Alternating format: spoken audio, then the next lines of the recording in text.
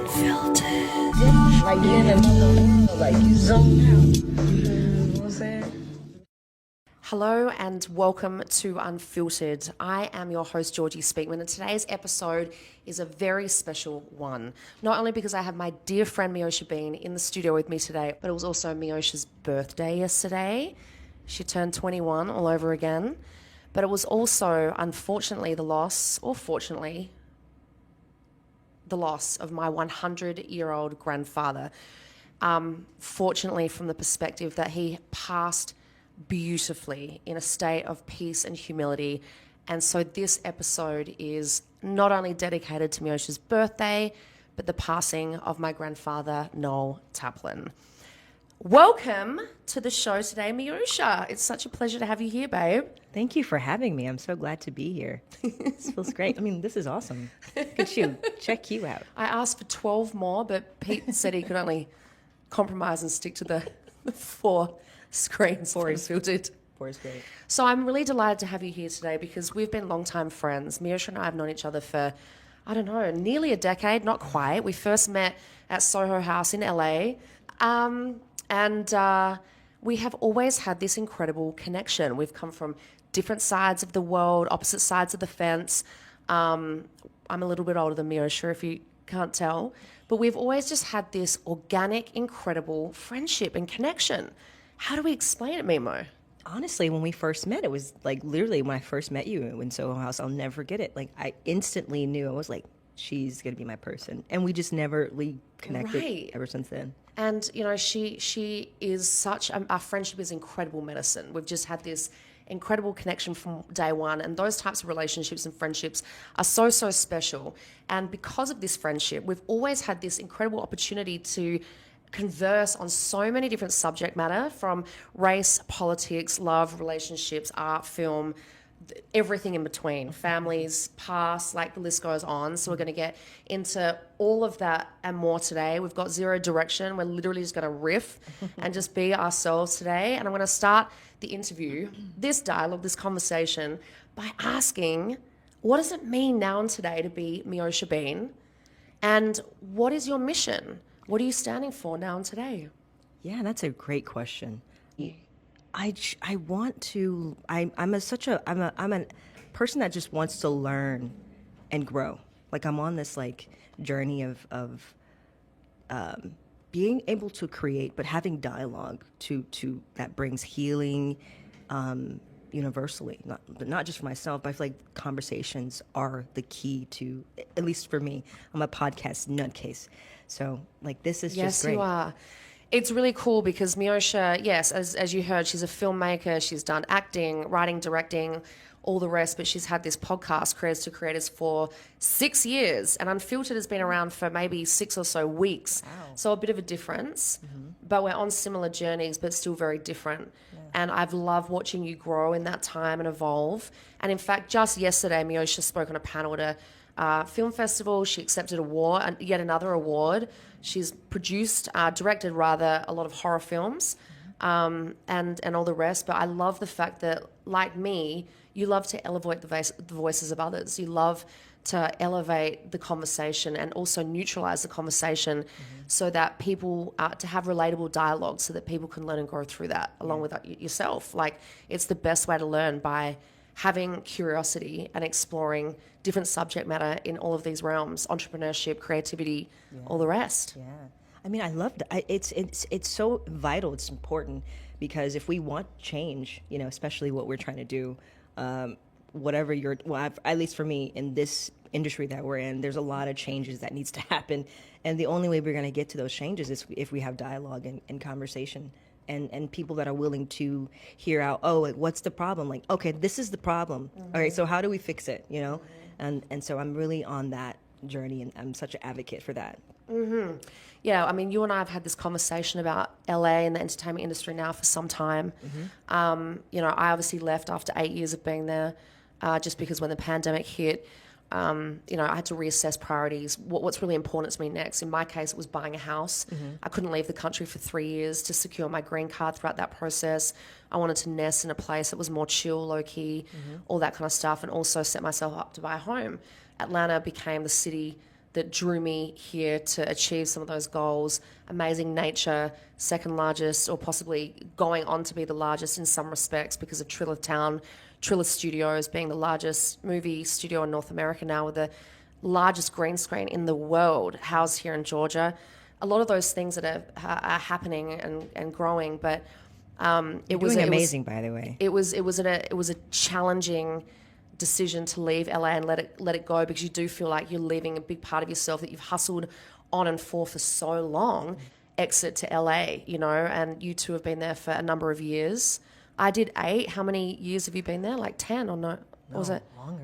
Like, oh, holy shit! It's almost 14. Holy cow pants, I'm babe. tired. You're tired? Tired. Well, we're both a bit effing dusty today. I'm not going to lie. No, I'm tired We of obviously it. celebrated her birthday last night, so I'm surprised we've shown up, to be honest. We're here. No, I'm just like honestly tired of the Hollywoodness, like the it's the game that, I mean, we love this business, but it's just it's politics, of course, but it's just at some point it's like I want to get off this hamster wheel, and as much as I love it, and I had so many amazing friendships and connections. I met you there. I mean, it's amazing. There's some positives too in it, but I think for me, I'm in a different place.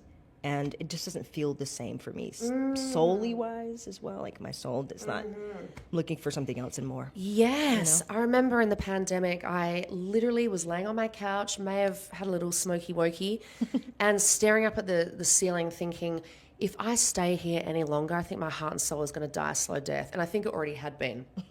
I think it was a matter of like going, I think I've given so much of this city, but this city just keeps taking from you. It's never enough. And I think, exhausting yourself in the scene is amazing, but it's such an ecosystem, and you become a slave to the LA system if you really want it. And then you have to really compromise parts of yourself on an ongoing basis. And you have to be okay with yourself in doing that. I mean, you see so many of these celebrities. You and I have had this conversation 1,000 times. We're seeing the demise of Hollywood in so many ways. And energetically, I could feel this city almost like sinking. I was like, this is the beginning of its end, is what I felt through the apocalypticness of LA in the pandemic, where you've got 50 million helicopters flying overhead, protests in the street, Black Lives Matters going on, all those protests, everything, all the voices screaming from the rooftops, so much conflict, change in politics, just so much controversy happening. And you're like, oh my God, this is literally like the set of a movie. It's literally like the set of a movie. It's Hollywood. It's home to the movie industry. It felt so surreal. But just at that time, I remember thinking this city is done. And since then, the pandemic crushed it in so many ways. You've had the writer and director strikes. You've had so many fires. You've had the demise of the Harvey Weinstein. I think that was in the lead up to COVID, though. And now Diddy, and so much more is coming to light. I know that you've got a lot of thoughts on a lot of these sort of events and conspiracy theories, and so share some of those. I am definitely a bit of a conspiracy theorist. I think there's something to it. The longer you stay, and then being in the industry, you see certain things, and then you kind of, at some point, you start to question things. You're like, I don't think this is a conspiracy. It seems pretty real to me. Like shouldn't be happening, Right. And Can you give an example? Gosh, I mean, which is like, even where do I the start? Diddy thing, we can go with that. I mean, it's unfortunate, and again, you can say that he chose that life, kind of in a way he did, but when you do play the game, at some point the game's going to beat you, or you beat the game, or whatever. You know what I'm you saying? end up getting used as a pawn. So you've been Exactly. used as a pawn this entire time, and then when they decide they want to take you down just to hide, like to distract the truth and the focus on somebody else, just like they did with Epstein. I mean, he just supposedly committed suicide. I mean, it just starts at some point. You start to think and question. I mean, there's so many stories that are relatively the same. I mean, it's kind of what Dave Chappelle said. He says, it's really dismissive to call someone crazy you don't know, right, what they're going through. Like the whole Martin Lawrence, or Martin, yeah, the yeah, actor, he said that, people were saying, oh, he's crazy for, running across the street and saying they're trying to, because he was, saying that they're trying to kill me. And he said, it's not crazy. I think the Hollywood is just the environment. It's a little sick. It's just not well. Well, I wrote a book, My American Dream, and I wrote in that book, I referenced the fact that, in Hollywood, the sun is always shining, the palm trees are always standing tall, but there's a serpent energy that is simmering beneath the surface, and it creeps up on you so slowly. Yes. And it sort of, it wraps itself around you before you know it. You watch so many people change in Hollywood over time. They've come from interstate, overseas, wherever they've come in from. Doesn't matter, locals, but if they're pursuing certain careers in the field of entertainment, I've seen it so many times where eventually it's almost like their eyes and soul turn a bit black. Mm-hmm. Like they go, that there's a part of them, their soul leaves and they're just taken over by a different kind of energy and entity that swarms around Los Angeles. And it's like such an illusion, Hollywood. It is. It's that theory of like I always say, like, it's the Wizard of Oz theory. You get to the wonderful Wizard of Oz. You get there, and then you're like, oh, it's not what I thought it was. Totally. You know what I'm saying? Totally. I still laugh at, like, going to LA with stars in my eyes for somewhat of a Hollywood dream, but not, I was on a business visa, so I couldn't do anything but work in business, just like legally, period.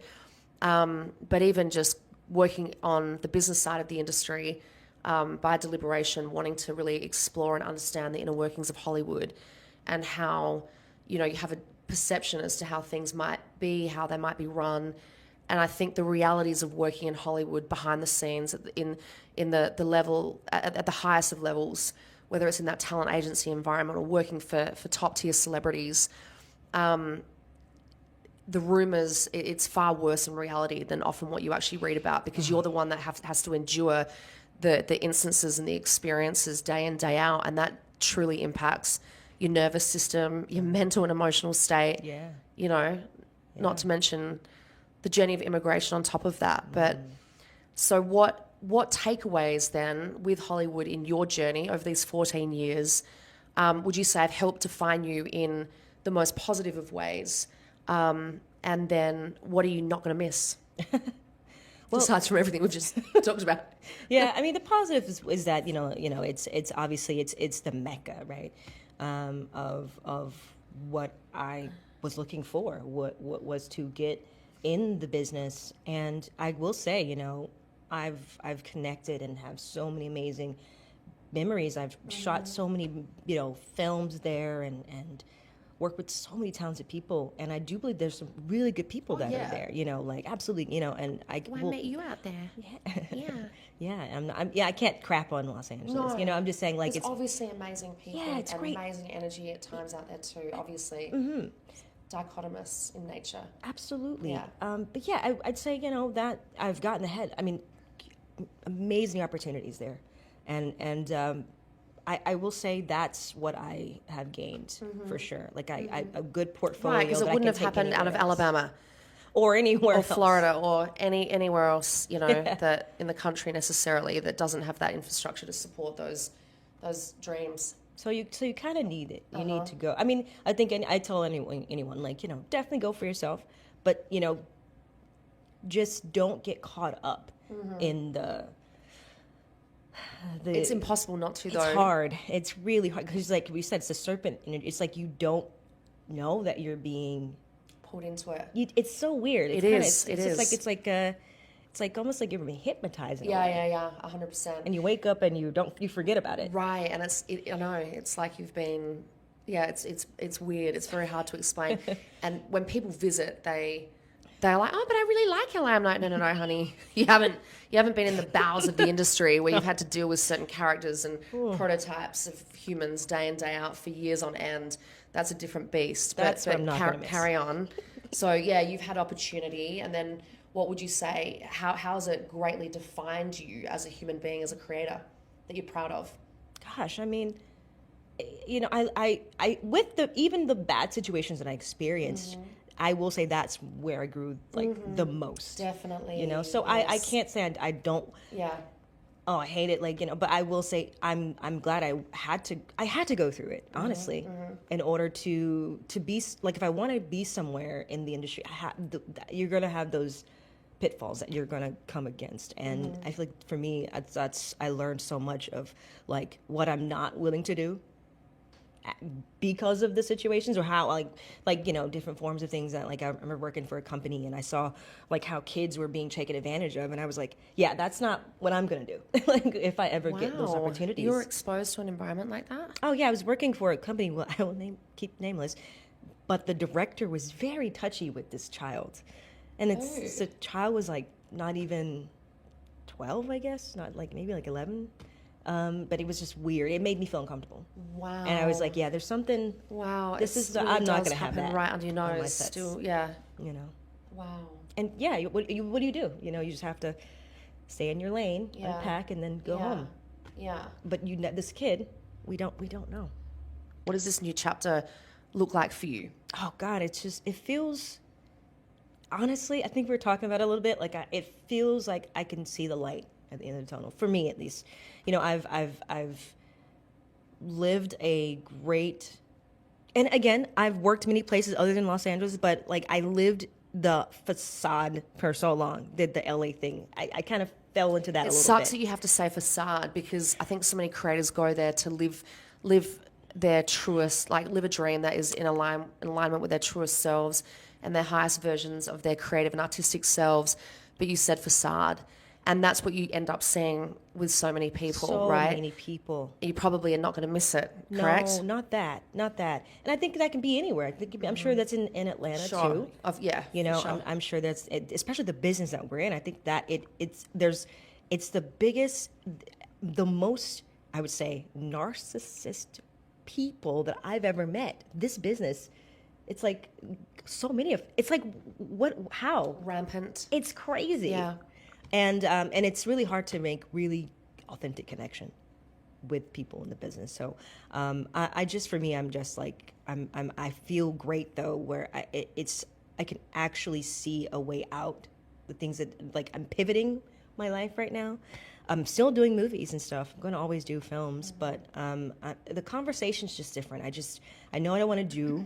I don't want to play the game. I'm off the hamster wheel, and it feels great to be my own person and think for myself, like, honestly. Right, as opposed to constantly having to bend for someone. Yeah, bend for the industry, bend for the culture of the industry. Oh, yeah, and it's exhausting. You're originally from Florida. Florida, and then what perhaps are you not looking forward to as well? Ooh, I'm looking forward to get back in touch with my roots, you know, of course, and it's really cool to see family, you know, and friends and that I have out here, and you know, yeah, just that southern hospitality. I really like. I miss that. It's, you know, good food. You get your fat in the South. I know, like our breakfast this morning. Yeah, but what I'm not looking forward to. Man, that's a lot. I'd say the how do I say this? I would say I don't know. I feel like the South, for me, growing up, Florida, I would say, I will start there. I felt like people were very much in a victim mentality kind of.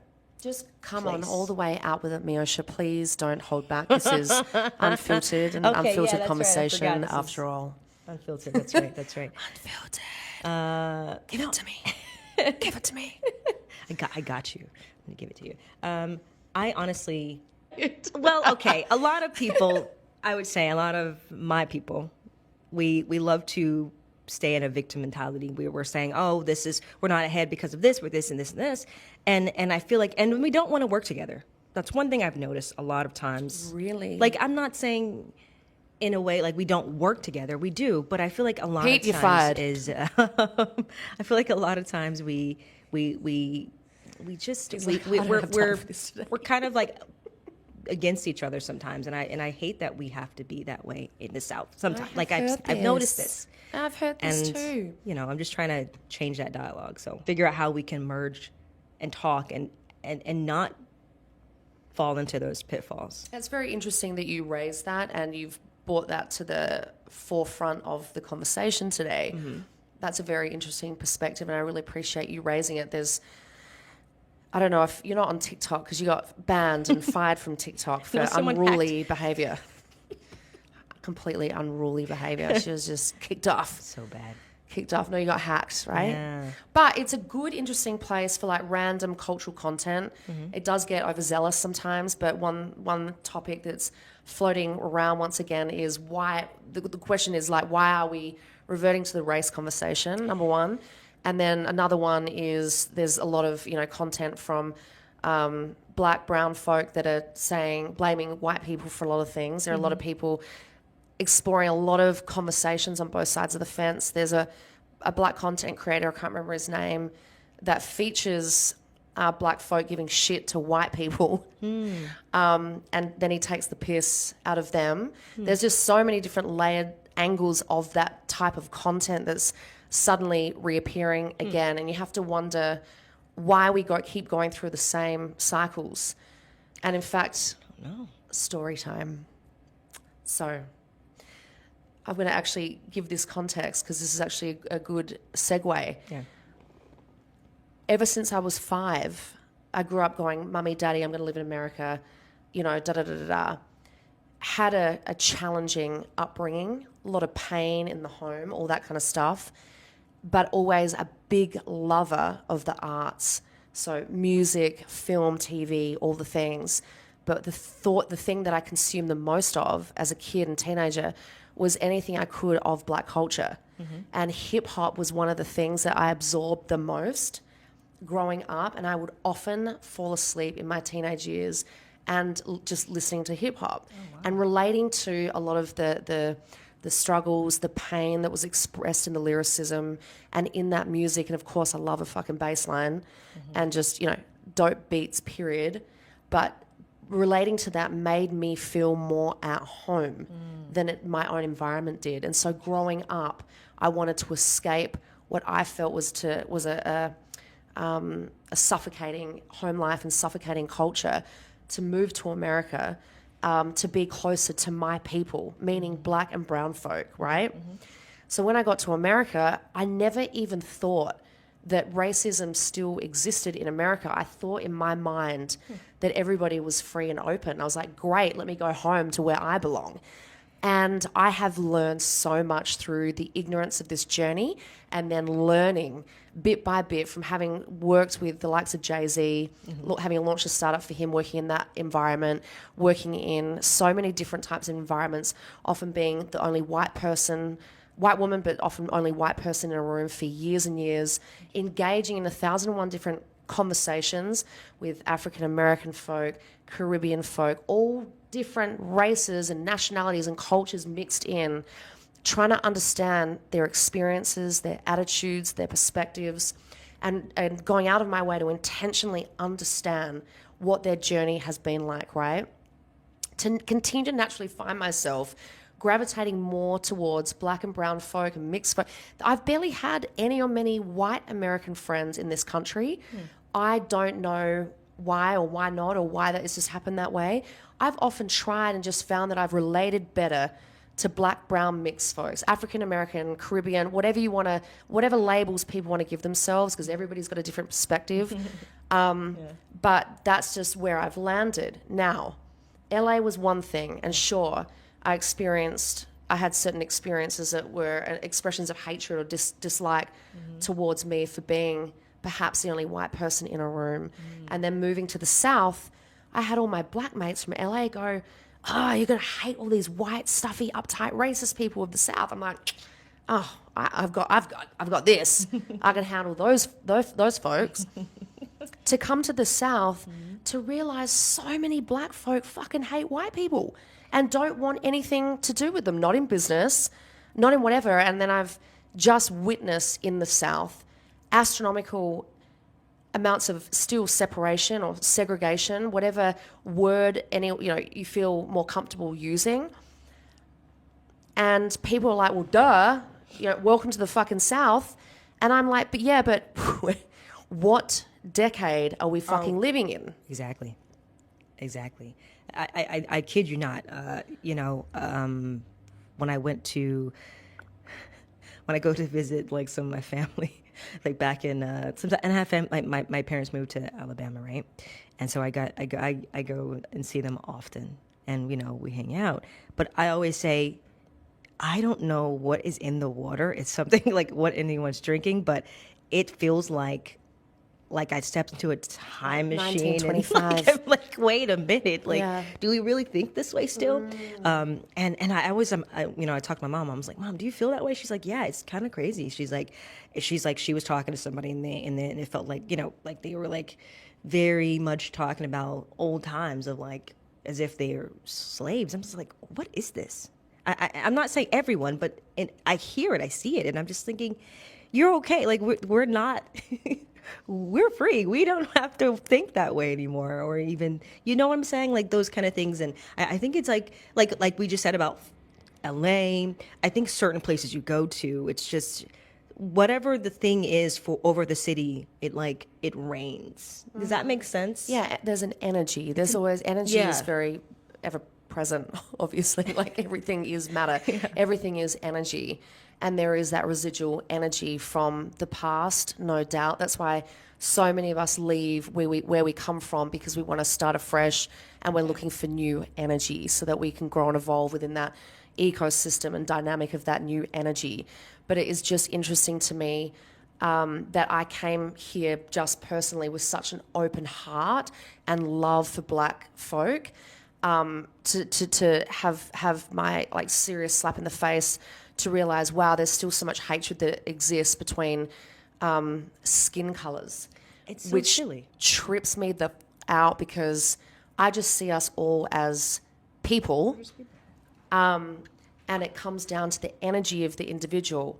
And the discovery that I have made through all these conversations that I've had over the years is that not one perspective is the same, which means that there is no universal fact or truth. It's about choice and it's about perspective. So some might feel still enslaved. Some might feel elevated and have no idea what the fuck you're talking about.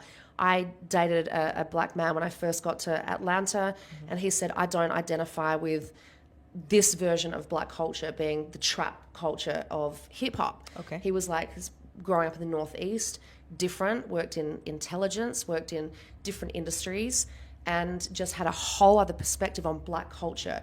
And so my point is, and I could go on and on and on about my girlfriend, an artist that I used to manage, who's written for everyone: Katy Perry, Rihanna, Jay-Z, Miley Cyrus, a bunch of different people.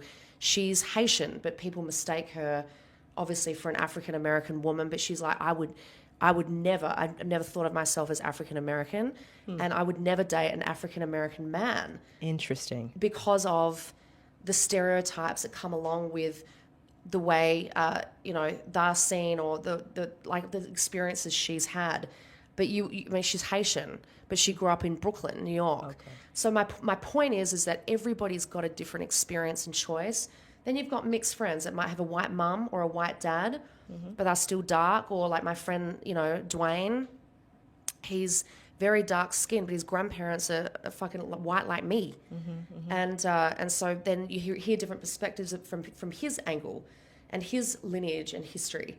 But the point is that ultimate message and goal, though, is how do we, and this has always been the question of like, how do we end the hatred? How do we end the separation?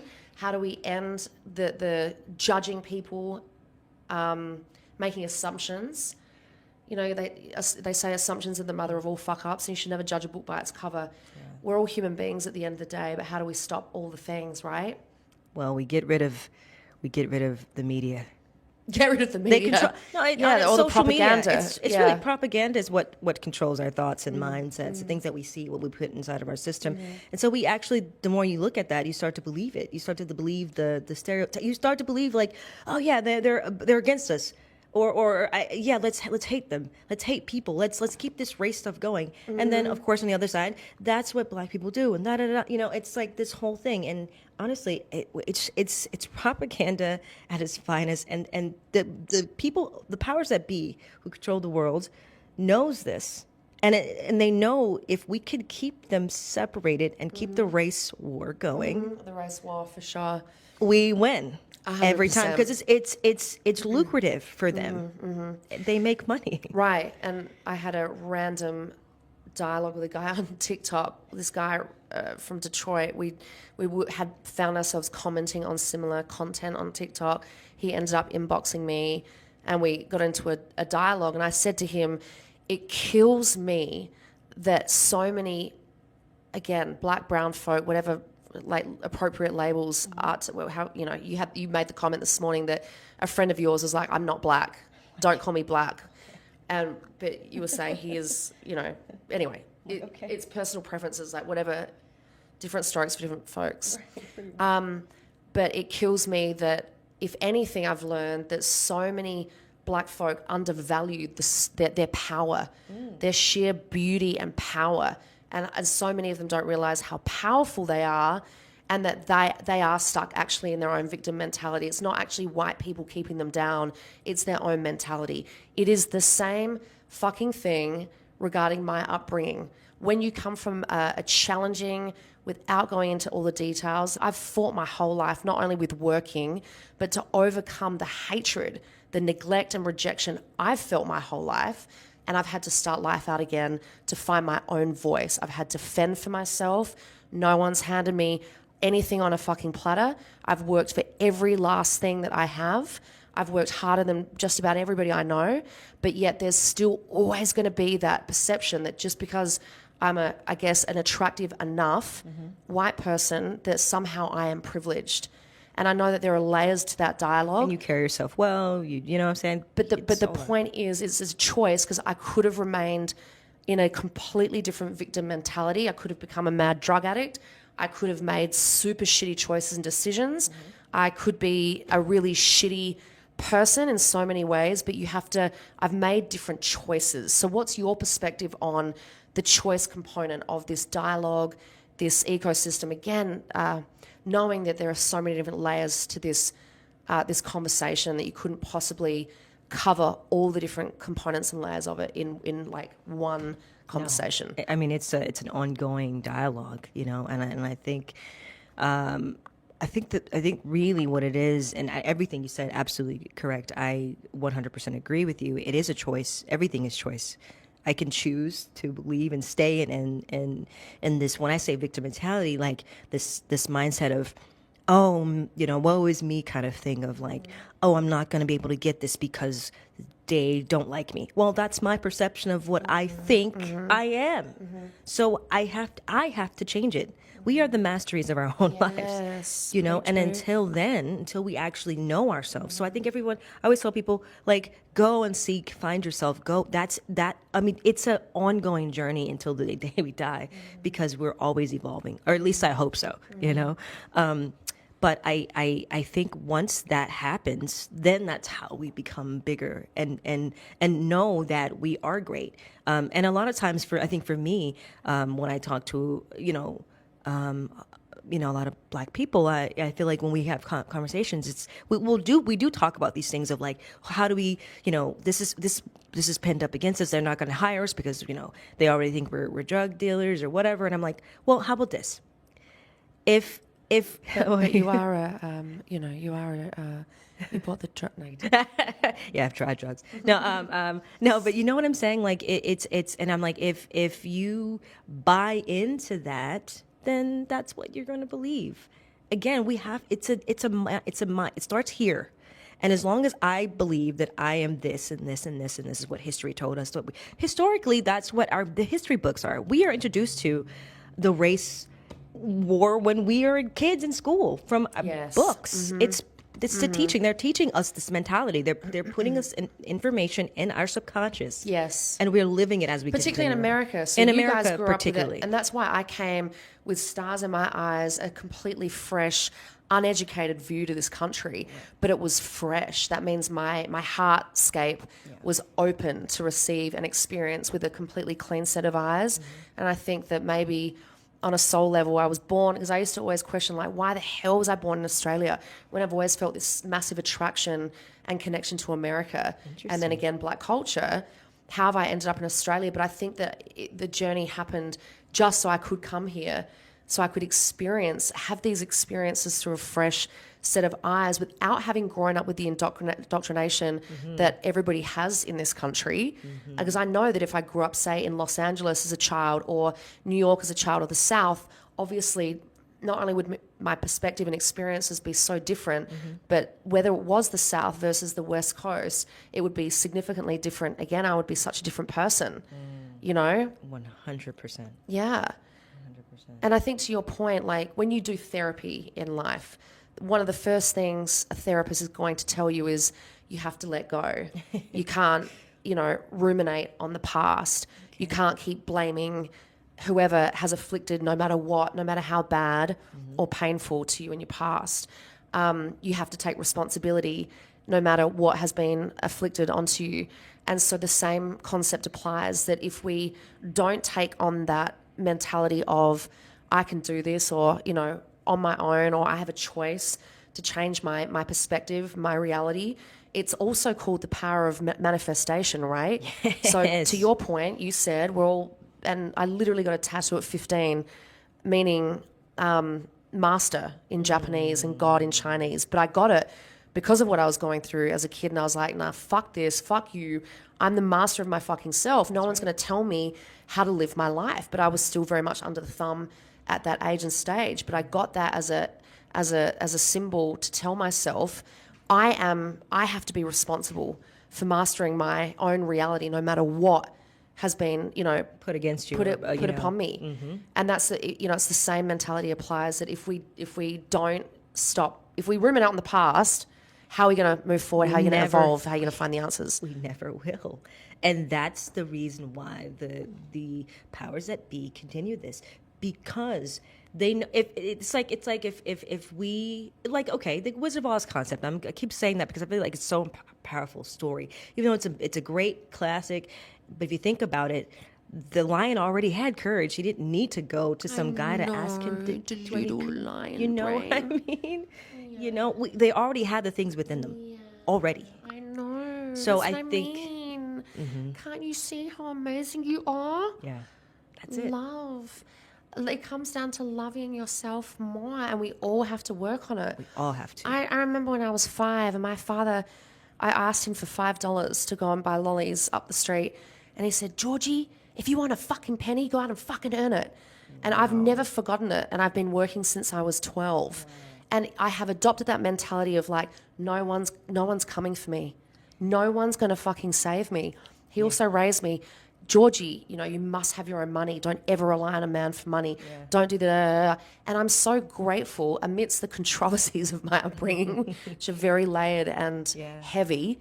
That is the lightest part of the upbringing that I'm grateful for, because it gave me that drive to, I want better, I need better, I can do better, and having to fight off that horrible battle with self-esteem.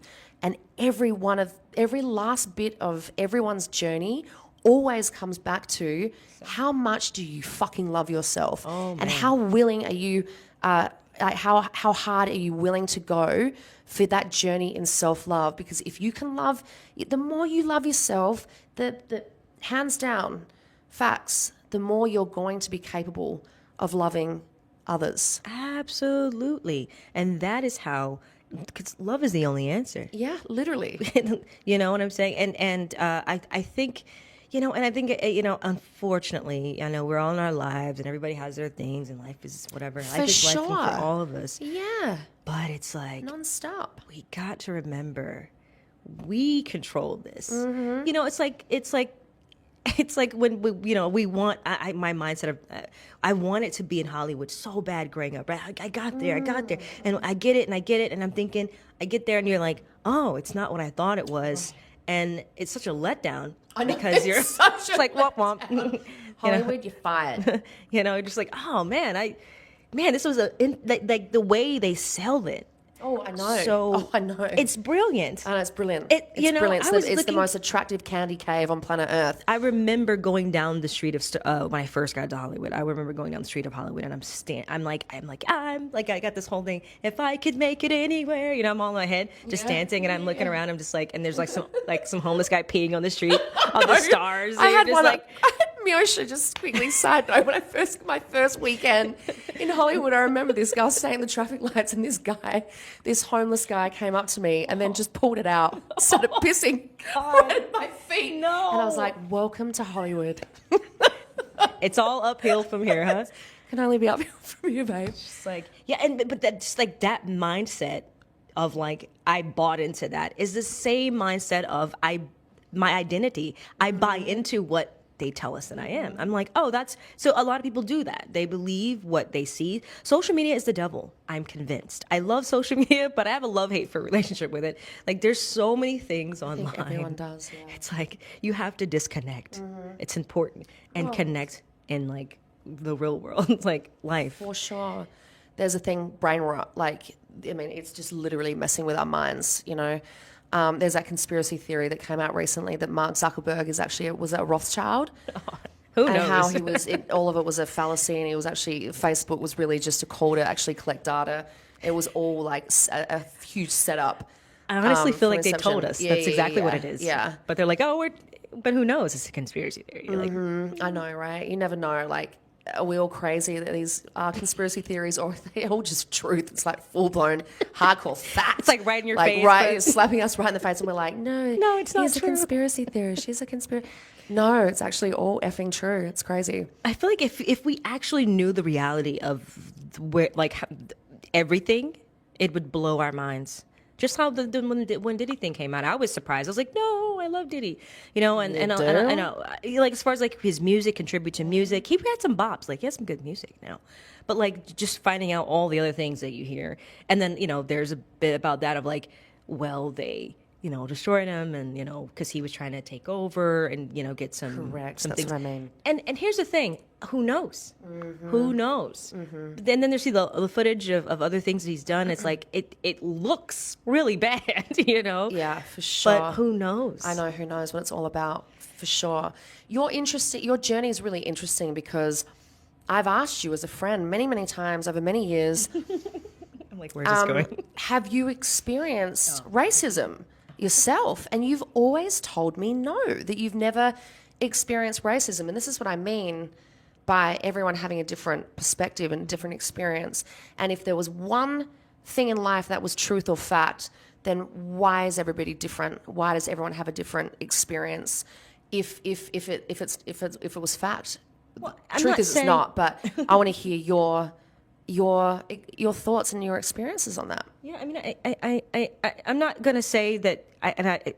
Listen, I understand what a lot of our people had to go through. I haven't went through it personally, but I'm saying like like our ancestors, people before us, what they had to do to get here to be where they are. It's absolutely amazing, revolutionary. Like the things that just in spite of like so strong, just to continue on. I love this. It's beautiful. I can't. I'm not ever saying that didn't happen. What I'm saying is, okay, now what? That's kind of where I am. Of like, how do we continue to build and grow? But with the racism thing, that's very interesting because I've never experienced it myself, because I feel like I feel like it's like the concept of like, if I'm so worried about getting kidnapped or somebody, eventually that I'm gonna attract someone. I'm gonna attract that in my life. Like if I'm always worried about like, oh my God, I better keep my purse close, and I gotta watch my back because people can steal. Well, I'm actually putting that in my subconscious. Whatever you put and download into your subconscious, you can attract that. Words are power. Even if whatever you speak out can happen.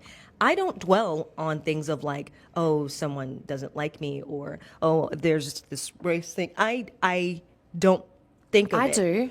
No. See, maybe that's Now. probably why Now. it comes. Now. And I'll tell you why. Only because coming with such open eyes and an open mind, I'm like, hey, it's me. I love you.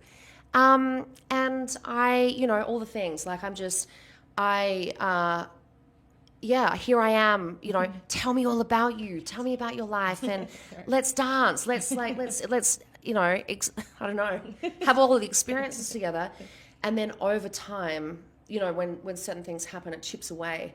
And so now now I've got the back foot. Now I will sometimes be on my back foot. I'm like, are you cool with me? Are you going to be okay? Or are you going to have you just the, like you're more cautious. yeah, about and stuff now. and then you can walk into one room and it is all love, hardcore love, incredible love, and you're like, yeah, I'm home and I feel home. And then other times you walk into your room and you're like, whoa, I am not wanted here. I am not liked here, and I haven't even opened my goddamn mouth. Well, and that's sad. It's unfortunate, but I'm sorry that you had to experience that. But I feel like I've been in rooms where I would say I've had it with a lot of, because I work with a lot of men. It's always sexualized. Wow. That happens Because you're a hot lot. little Somali. Oh, well, thanks. Thank you. But you know what I'm saying? Like, it's like, that's what happens to me in this business or just anywhere. Like, I want to I think that's just being a female. Is it?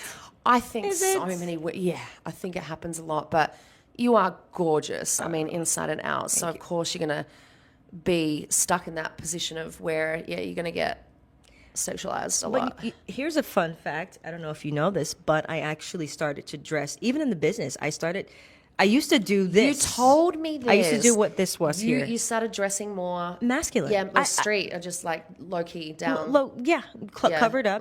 I'm like, I should not get anything. I shouldn't get anything. Then you attracted all the lesbians. I'm like, to Hollywood. well, what the heck? You're darned if power. you do, you're darned if you don't, Yeah, kind yeah. of thing, You're just trying to. There's always someone after you in Hollywood. Leave me alone. It's just a different breed of human that's going to come after you no matter what. That's interesting. Crazy, huh? Yeah. Doesn't work. Well, so what does this mean going forward? How can we all do better? What's your advice to everybody that you've had these types of conversations with? What would be your advice to someone like me and anyone else that is on your heart, that weighs heavy on your heart, that you want to inspire for the better? Find your why, why you do something.